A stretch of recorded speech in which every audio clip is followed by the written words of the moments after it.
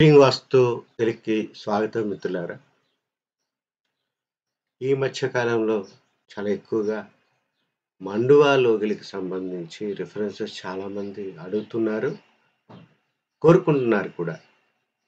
కనీసం మాది ఒక 35, 45 స్థలం ఉందండి. మండువా కట్టుకోవడానికి అవకాశం ఉంటుందా అని చెప్పి అడుగుతున్నారు. ఖచ్చితంగా అమ్మా. ఫుల్ ఫ్లెడ్జ్డ్‌గా కట్టుకోవాలంటే ఒక 8 సెంట్ల నుంచి 10 సెంట్ల వరకు ఉన్నప్పుడు కొంచెం ఔటర్ వరండాస్ కూడా చేసుకోవచ్చు. ఒక 7 సెంట్లుగా ఉన్నప్పుడు ఒక ఫ్రంట్ అండ్ బ్యాక్ మాత్రమే మనం ఔటర్ వరండాస్ చేయగలము. కానీ వారికున్న అభిరుచి ప్రకారము, వారికున్న బడ్జెట్ ప్రకారము ఆ యొక్క వాల్యూమెట్రిక్ స్పేసెస్‌ని మనం ఒక పల్సేషన్‌ని డిఫైన్ చేయడంతో పాటుగా ఒక ఫంక్షనాలిటీ, ఒక అథెస్టికల్‌గా ఉండే విధంగా, అంటే ట్రెడిషనల్ ఆర్కిటెక్చర్‌లో రమ్యం, భోగం, భోగ్యత అంటారు. సుఖదర్శనం అని చెప్పి చెప్తారు. ఇప్పుడు బయట ఉన్నటువంటి కాంటెంపరరీ ప్రపంచంలో ఏంటంటే, ఒక ఇంటీరియర్ ఆర్కిటెక్చర్ లేదా ఇంటీరియర్ డిజైనర్ అనేది రావడం ద్వారా they are more focusing on functionality and aesthetical appearance and what type of materials we are using, whether they are harmful to our health అనేది చూసుకొని సస్టైనబిలిటీ, గ్రీన్ ఇలాగా కొన్ని వర్డ్స్ వాడుతున్నారు.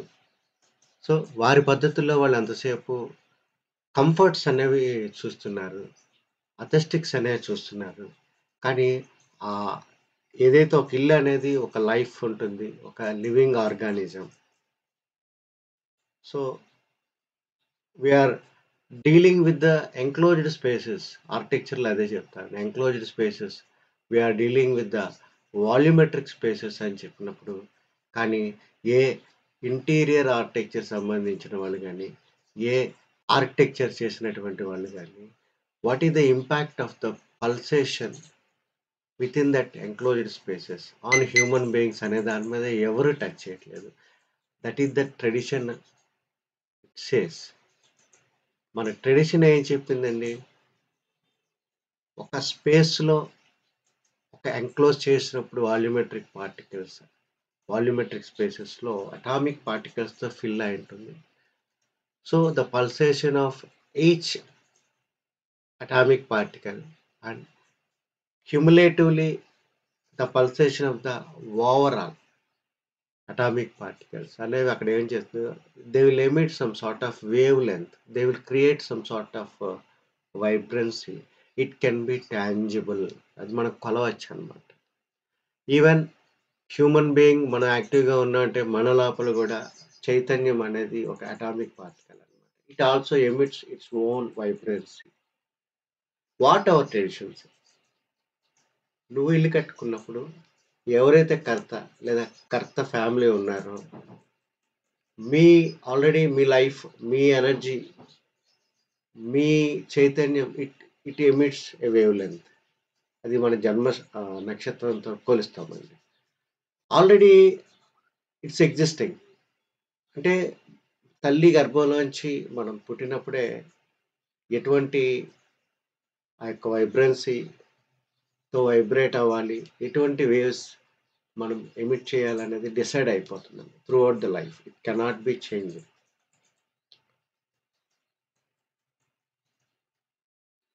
So, ఇల్లు నచ్చిన కొలతలతో కట్టుకోవడం వల్ల ఒక వాల్యూమెట్రిక్ స్పేస్ తయారవుతుంది ఇక్కడ.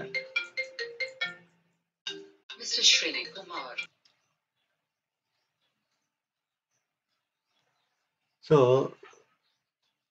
అందువల్ల మిత్రులారా, రెజొనెన్స్ అనేది చాలా ఇంపార్టెంట్ అన్నమాట. అంటే మనకి ఒక అవైలబిలిటీ ఆఫ్ ల్యాండ్ ఇంతుంది. గవర్నమెంట్ బైలాస్ ప్రకారము ఇంత సెట్ బ్యాక్స్ వదులుకుంటే చాలు అని మిగిలింది కలిపేసుకొని, మీకు అర్థవంతమైన నచ్చిన కొలతలతో బెడ్‌రూమ్స్ ఇలాంటివన్నీ తీసేసుకొని మీరు కట్టుకోవడం వల్ల జరిగే అనర్థాలేంటంటే, ఇంటి లోపల ఆ ఎన్‌క్లోజ్డ్ స్పేస్‌లో ఉన్న అటామిక్ పార్టికల్స్ యొక్క పల్సేషన్ ఏదైతే ఉన్నదో, అది ఎమిట్ చేసే వేవ్ లెంత్ ఒకటుంటుందనమాట. కలెక్టివ్‌గా అటామిక్ పార్టికల్స్ యొక్క స్పందన మొత్తంగా అదొక వేవ్ లెంగ్త్‌ని ఎమిట్ చేస్తుంది. మన యొక్క వేవ్ లెంగ్త్ ఆల్రెడీ ఒక జన్మ నక్షత్రంలో పుట్టడం ద్వారా మన వేవ్ లెంగ్త్ మనము కొన్ని వేవ్ తరంగాల్ని ఎమిట్ చేస్తాం. ఇల్లు ఎలా ఉండాలంటే దోస్ 2 షుడ్ బి రెసొనేటెడ్. 2 మ్యూచువల్‌గా ఒకటికొకటి సహకారం ఇచ్చుకునేటట్టు, ప్రతిస్పందించేటట్టు ఉండాలన్నమాట. అప్పుడు ఆ యొక్క ఆత్మ దాని యొక్క ఆర్డర్ ఏదైతే ఉందో పీస్‌ఫుల్‌గా ఉంటుందన్నమాట. ఇవాళ బయట జరుగుతున్నటువంటి మానసికమైనటువంటి తీరుకి విపరీతమైనటువంటి మెటీరియలిస్టిక్ వాంఛలు పెరిగిపోవడానికి కారణము ఈ యొక్క అవినాభావ సంబంధం అనేది లేకపోవడమే. ఇక్కడ ఈ ఇంటిలో మేము వీటిని ఏ రకంగా అచీవ్ చేశాము అంటే, వారికి ఒక 22 సెంట్ల స్థలం ఉందండి. ఓకే. ఈ 22 సెంట్ల స్థలం ఏదైతే ఉన్నదో, మొత్తంగా 22 సెంట్లలో మనం ఏం కట్టలేదండి. నాకు మండువాలోగిలి కట్టుకోవాలనేటటువంటి ఆకాంక్ష ఆయన వెలిబుచ్చారు. నా దగ్గరున్న బడ్జెట్టు 40,00,000 వరకు పెట్టుకుంటాను అని చెప్పా. అయ్యా 40,00,000కి అర్థవంతంగా రాకపోవచ్చేమో, 50,00,000 వరకు మీరు సిద్ధపడాలి. ఎందుకంటే మాకు తెలుసు ఒక 2,500 ఎస్ఎఫ్టీ తక్కువ కాకుండా ఒక అర్థవంతమైన మండువాలోగిలి వస్తుందన్నమాట. సో 50,00,000 వరకు సిద్ధపడండి. అది ఒక పల్లెటూరు కాబట్టి ఖచ్చితంగా మన సిటీస్‌తో కంపేర్ చేస్తే ఇక్కడికి, అక్కడికి ఒక 25% లేబర్ చార్జెస్‌లో మిగులుతుంది. అలాగే మెటీరియల్ విషయంలో కూడా అంటే ఒక ఇసుక లభ్యత ఇటు విషయాలు చూసుకునేటప్పుడు కూడా మన అర్బన్ కంపేర్ చేసినప్పుడు అక్కడ తేడా ఉంటుంది.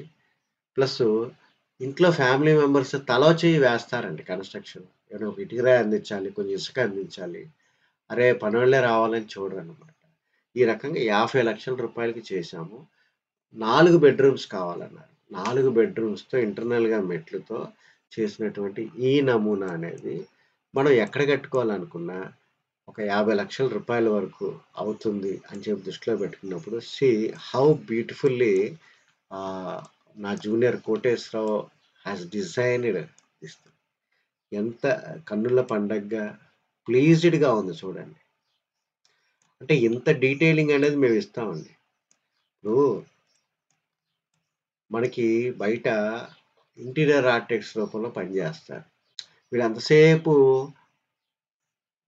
ఫర్నిచర్ లేఅవుట్ అంటారు. స్పేస్‌ని అందంగా చేయడం అంటారు. అంటే వాళ్ళు ఫర్నిచర్ లేఅవుట్ ఒకటి చేస్తారు. సివిల్ లేఅవుట్ ఒకటి చూస్తారు. సీలింగ్ లేఅవుట్ ఒకటి చూస్తారు. ఫ్లోరింగ్ లేఅవుట్ ఒకటి చూస్తారు. ప్లంబింగ్ లేఅవుట్ ఒకటి చూస్తారు. అదే రకంగా ఫైనల్‌గా ఎలక్ట్రికల్ లేఅవుట్ కూడా ఒకటి చూస్తారనమాట. ఇవన్నీ ఒక స్టాండర్డ్స్ అనేవి చెప్పడం అనేది జరిగింది. అవైలబిలిటీ ఆఫ్ మెటీరియల్స్ ఏంటి? వాటిని ఏ రకంగా యూజ్ చేయాలి? ఏది ఎక్కడ ఉండాలి?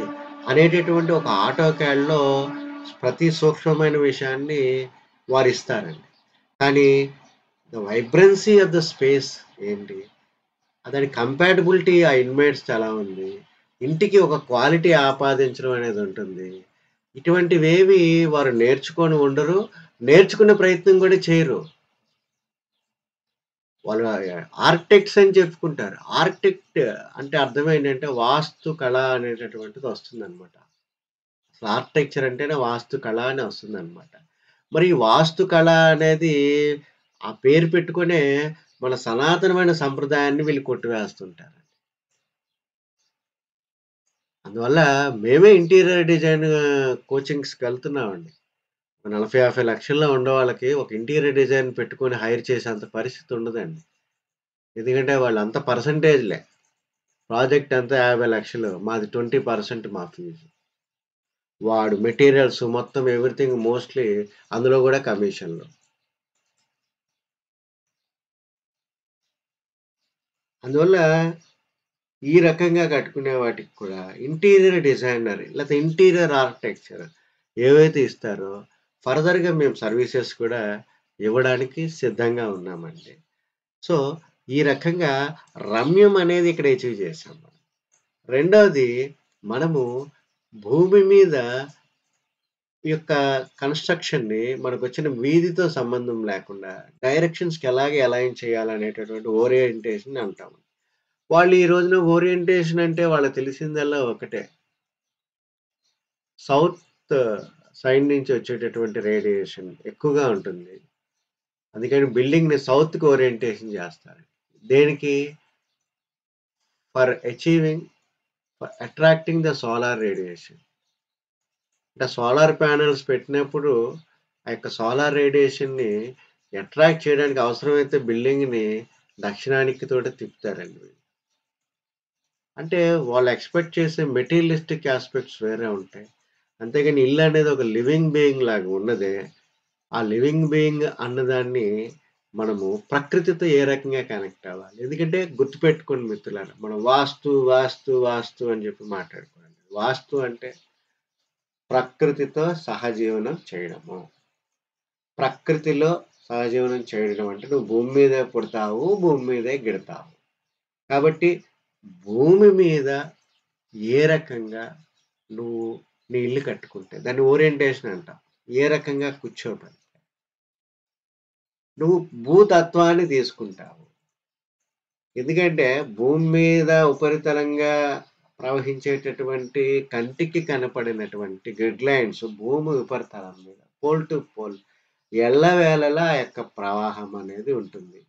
ఇవి కేవలం భూతత్వాన్నే కాదు. అవి సన్ రేడియేషన్ గూడా లైన్స్ ద్వారా అట్రాక్ట్ చేసి ట్రావెల్ చేస్తుంటాయి.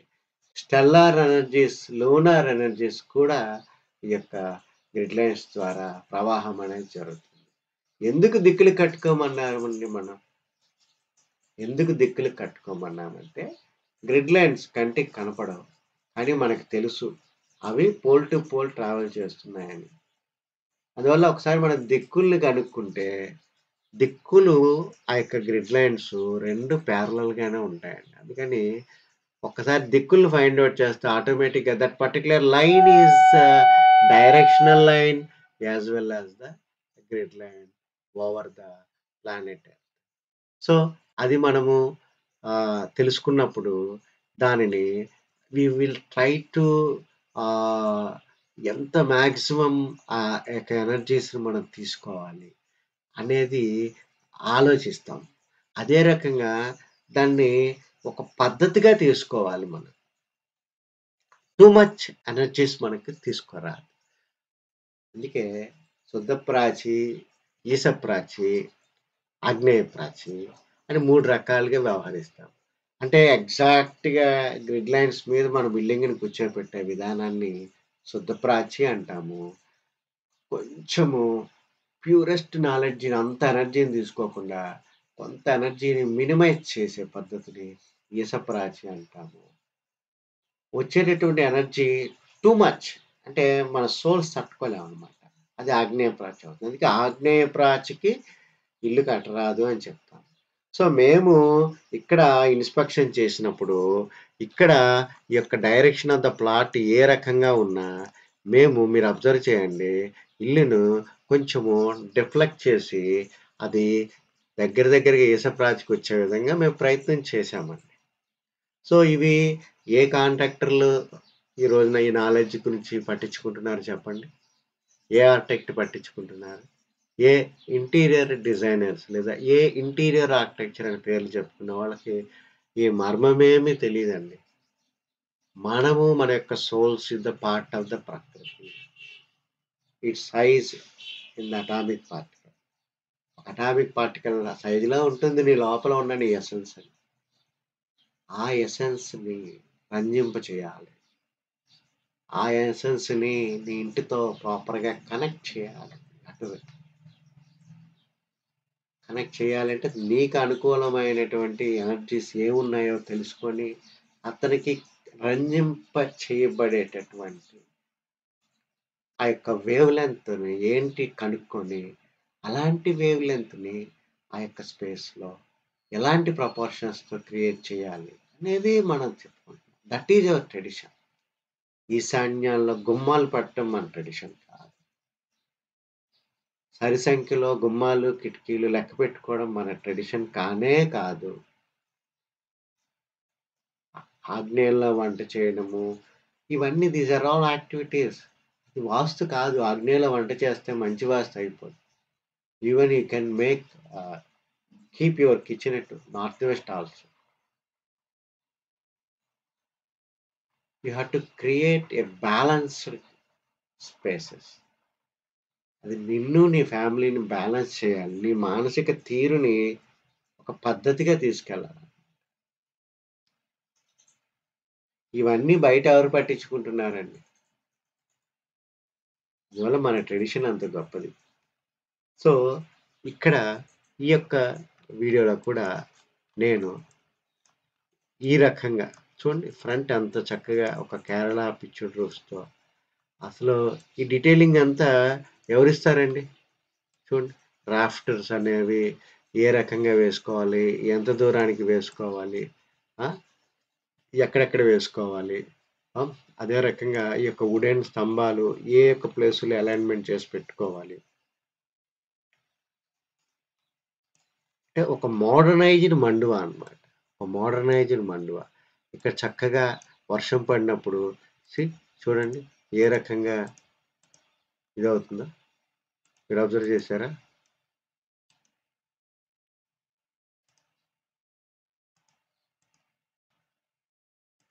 ఇక్కడ చూడొచ్చు ఎంత బ్యూటిఫుల్‌గా వర్షం పడితే ఇక్కడ పడేటట్టు ఏర్పాటు చేశారు ఆయన. ఇక్కడి నుంచి వర్షం కింద పడుతుందండి. అదే రకంగా పైకి మెట్లెక్కించినప్పుడు ఏ రకంగా వస్తారు. ఇంత ఓపికగా ఈ రకంగా నాలెడ్జ్‌ని అప్లై చేసి not only length and width అండి. డెప్త్ కూడా చూపెట్టాలన్నమాట. ఎందుకంటే volumetric pulsation of the space అనేది ఇక్కడ ఇంపార్టెంట్. చాలామంది అయ్యా! మండువా కట్టుకుంటేనే అంటే ఇంటి మధ్యలో బ్రహ్మస్థానాన్ని స్పేస్‌కి ఎక్స్‌పోజ్ చేస్తేనే 100% వాస్తా. అలా చేసుకుంటేనే వాస్తు వర్తిస్తదా? స్లాబ్ ఏసుకుంటే వర్తించదా అంటారు. వీటిని నేను ఎక్స్‌ప్లెయిన్ చేసి చెప్తాను. See beauty. ఆ ఇంట్లో వాళ్ళకి ఏ రకంగా కిటికీలు కూడా చూడండి చాలా సింపుల్‌గా తక్కువ ఖర్చుతో ఏ రకంగా చేసుకోవచ్చు. ఒక బ్యాక్ డోర్. అంటే ఖర్చు తగ్గించాలి. విపరీతంగా అరుగులు, వరండాలు పెట్టకుండా 50,00,000 బడ్జెట్‌లో వచ్చే విధంగా చేశామండి ఈ యొక్క డిజైన్ అనేది. సో, నెక్స్ట్ ఫర్దర్‌గా స్పేసెస్ ఎక్స్‌ప్లెయిన్ చేస్తాను. అదే రకంగా చిన్న ఇది ఒక 49, 11 50x33.5 మెయిన్ గర్భం వచ్చిందండి. అది 2100 1675 ఎస్ఎఫ్టీ వచ్చింది. అదే రకంగా ఈ యొక్క బయట ఒక కేరళ బంగాళా పెంకుతో, మ్యాంగ్లూర్ పెంకుతో చేసినటువంటి ఈ యొక్క ఫ్యాబ్రికేషను 11x39 అడుగులండి. సో, ఇది ఒక 429 ఎస్ఎఫ్టీ వచ్చిందండి. సో, ఓవరాల్‌గా 2100 ఎస్ఎఫ్టీ అనేది మనకి ఈ యొక్క కన్‌స్ట్రక్షన్ వచ్చిందండి. మరి ఇవాళ 2500 లేకుండా జాగ్రత్తగా పల్లెటూరే కాబట్టి లోకల్ మెటీరియల్స్ ఏదైనా ఇచ్చేసుకున్నా మనకి ఒక 2500 2300-2500 వరకు జాగ్రత్తగా చేసుకుంటే వాళ్ళ బడ్జెట్‌లో అవ్వచ్చండి. సో, నెక్స్ట్ నేను ఇంటర్నల్ స్పేసెస్ ఎలాగా చెందాము అనేది నేను ఎక్స్‌ప్లెయిన్ చేస్తాను మిత్రులారా. Thank you very much.